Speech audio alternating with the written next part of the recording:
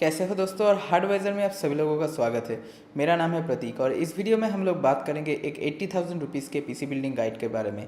तो एक्चुअली और एक वीडियो ऑलरेडी हमारे चैनल में है 80,000 रुपीज़ के, बट वो इंटेल वाला बिल्ड था। तो बहुत सारे रिक्वेस्ट मुझे आए हैं कि एक पीसी बिल्डिंग गाइड ऐसे भी बनाओ जहाँ पे राइजन हो। तो एक्चुअली इंटेल का प्राइस थोड़ा बहुत ज़्यादा होता है और राइजन का कोर भी ज़्यादा होता है और प्राइस भी उसके हिसाब से जस्टिफाइड है। तो इसीलिए हमने सोचा कि चलो एक वीडियो बनाया जाए जहाँ पे राइजन भी होगा और 80,000 में वो आ जाएगा। तो बिना वक्त गवाए शुरू किया जाए। तो दोस्तों, मैं पहले आपको रिक्वेस्ट करूंगा कि अगर आप चैनल में नए हो तो हमारे चैनल को ज़रूर सब्सक्राइब कीजिए। चैनल बिल्कुल नया है तो आपके सपोर्ट के अलावा ये आगे नहीं बढ़ पाएगा। तो अगर वीडियो का अच्छा लगे तो ज़रूर लाइक कीजिए और शेयर भी कीजिए दोस्तों के साथ। आते हैं दोस्तों प्रोसेसर के बारे में। तो प्रोसेसर में मैंने यहाँ पे लिया है AMD Ryzen 5 2600X, जो कि सेकंड जनरेशन Ryzen प्रोसेसर है। इसमें आपको रैट स्पायर कूलिंग सोल्यूशन भी मिल जाएगा, तो आपको अलग से कोई कूलिंग सोल्यूशन लेने का ज़रूरत भी नहीं है अगर आप ओवरक्लॉक नहीं करना चाहते हो। तो अगर आप ओवरक्लॉक करना चाहते हो तो आप कर सकते हो, क्योंकि ये फैक्ट्री अनलॉक्ड है। इसमें आपको 6 कोर्स और 12 थ्रेड्स मिल जाएंगे और उसके साथ साथ अप टू 4.2 GHz तक टर्बो स्पीड। ये AM4 सॉकेट में है और 19 MB का लेवल 3 कैश भी आपको मिल जाएगा। इससे क्या होगा, आपको कंटेंट क्रिएशन में थोड़ा बहुत बूस्ट मिलेगा। तो अगर आप गेमिंग करना चाहते हो और हल्का फुल्का कंटेंट क्रिएशन, और अगर आप कंटेंट क्रिएशन ही करना चाहते हो फिर भी आप इस CPU को ले सकते हो। 80K बिल्ड में मैंने सोचा कि ये प्रोसेसर बहुत ही परफेक्ट है। मदरबोर्ड मैंने सिलेक्ट किया है गीगाबाइट का B450 ऑरस लाइट, जो एक AM4 सॉकेट का मदरबोर्ड है। राइजन सेकंड जनरेशन CPUs को सपोर्ट करता है और आप इसमें ओवरक्लॉकिंग भी कर सकते हो।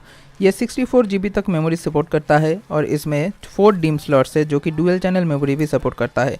और एक्सपेंडेबिलिटी के बोले तो यहाँ पे आपको M2 का स्लॉट भी मिल जाएगा और उसके साथ साथ USB 3.1 टाइप A पोर्ट भी यहाँ पे है। और यहाँ पे आपको RGB फ्यूशन, जो ऑरस का एक फीचर है जिससे आप अपने सारे RGB लाइटिंग को सिंक कर सकते हो, उसका भी फीचर मिल जाएगा। तो मेरे लिए ये जो मदरबोर्ड है 80K में बहुत ही अच्छा है। आते हैं दोस्तों रैम के बारे में। रैम मैंने यहाँ पे लिया है कॉर्सशेयर का वेंजेंस LPX सीरीज़ का 8 GB का 1 स्टिक। तो मैंने एक ही क्यों लिया, क्योंकि मुझे लगा कि गेमिंग के लिए 8 GB तक ठीक है, क्योंकि ये 80K से ज़्यादा हो रहा था। तो इसलिए मैंने रैम को 16 GB से 8 GB कर दिया। लेकिन अगर आप कंटेंट क्रिएशन करना चाहते हो तो मेरे हिसाब से आपको 5,000 रुपये एक्स्ट्रा देके 16 GB ले लेना चाहिए। DDR4 है, 3000 MHz है, और अगर आप 2 स्टिक लोगे तो आपको डुअल चैनल मेमोरी का भी सपोर्ट मिल जाएगा, क्योंकि हमने मदरबोर्ड वैसे ही लिया है।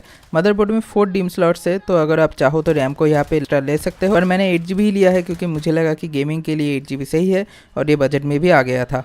आते हैं दोस्तों स्टोरेज के बारे में। तो स्टोरेज में मैंने पहले लिया है एक SSD, एक्चुअली एक M2 SSD, जो है सैमसंग का 860 EVO 250 GB। तो मैंने सोचा कि अगर आप गेमिंग करना चाहते हो तो 250 GB आपको लेना पड़ेगा, क्योंकि आजकल के जो गेम्स है उसका साइज़ जो है 250 GB में शायद आप लगभग 3 गेम इंस्टॉल कर सकते हो प्रॉपरली, उससे ज़्यादा आप नहीं कर सकते। तो मैंने सोचा कि बजट में है इसीलिए 250 GB इनफ है। उसके साथ साथ मैंने लिया है सीगेट का एक 1 TB बाराकूडा इंटरनल हार्ड डिस्क, जो 7200 RPM में चलता है। और अगर आप इससे ज़्यादा स्टोरेज लेना चाहते हो तो आपके ऊपर है, पर 80K बजट में मैंने सोचा कि 1 TB सही रहेगा। आते हैं मेन पार्ट में, जो है ग्राफिक्स कार्ड। तो अगर आपका बजट 80K है और शायद आप 1080p गेमर ही हो, अगर आप 144 हर्ट्ज़ एक मॉनिटर भी यूज़ करते हो, तो भी मैं कहूँगा कि 1660 Ti एक बहुत ही अच्छा ग्राफिक्स कार्ड है, जो कि 1080p में आपको बहुत ही अच्छा सपोर्ट देगा बहुत सारे गेमों में। यहाँ पे आपको 6 GB का DDR6 मेमोरी भी मिल जाएगा और उसके साथ साथ जो कूलिंग है जोटाक का वो काफ़ी अच्छा है, क्योंकि पर्सनली मैं जोटाक ही यूज़ करता हूँ। तो मैंने जोटाक गेमिंग का जो 1660 Ti मॉडल है वही सिलेक्ट किया है। वो आपको मिल जाएगा लगभग 26,000 रुपये में मार्केट में। अगर आप ऑफलाइन में सर्च करो तो आपको थोड़ा कम में भी मिल सकता है, पर मैं कहूँगा कि अगर आप बेसिकली 1080p गेमर हो तो अभी तक इस समय पे 1660 Ti बहुत ही अच्छा ग्राफिक्स कार्ड है। आते हैं दोस्तों कैबिनेट के बारे में। तो गेमिंग बिल्ड है, इसीलिए मैंने सोचा कि चलो कैबिनेट भी थोड़ा बहुत फाड़ू लिया जाए। तो पिछले सारे जो बिल्ड हमने बनाए हैं, सौरभ ने बेसिकली वो बिल्ड्स बनाए थे, तो उसमें हमने एकदम बेसिक एक कैबिनेट यूज़ किया था और बहुत लोगों को वो पसंद नहीं आया था।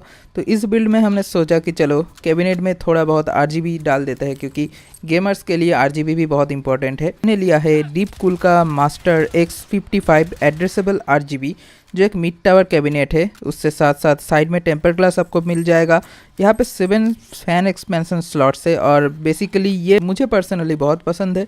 मैं ये लेने का सोच भी रहा हूँ। तो आप देख सकते हो कि कितना ब्यूटीफुल है साइड से और फ्रंट से, ये बहुत ही अच्छा दिखने वाला है।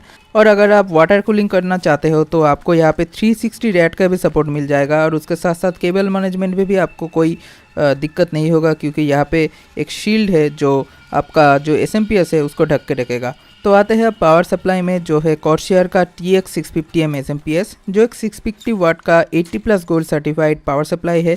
और मैंने सोचा कि ये सेमी मॉड्यूलर है, लेकिन आपका जो कैबिनेट है उसमें आप बहुत ही अच्छे से केबल मैनेजमेंट कर सकते हो। वहाँ पे एक पावर सप्लाई का शील्ड भी है, तो जो एक्स्ट्रा केबल्स है वो नहीं दिखेंगे। तो ये पावर सप्लाई आप ले सकते हो, बजट में भी है, और कॉर्सियर का परफॉर्मेंस पर्सनली मैं कह रहा हूँ बहुत ही अच्छा होता है।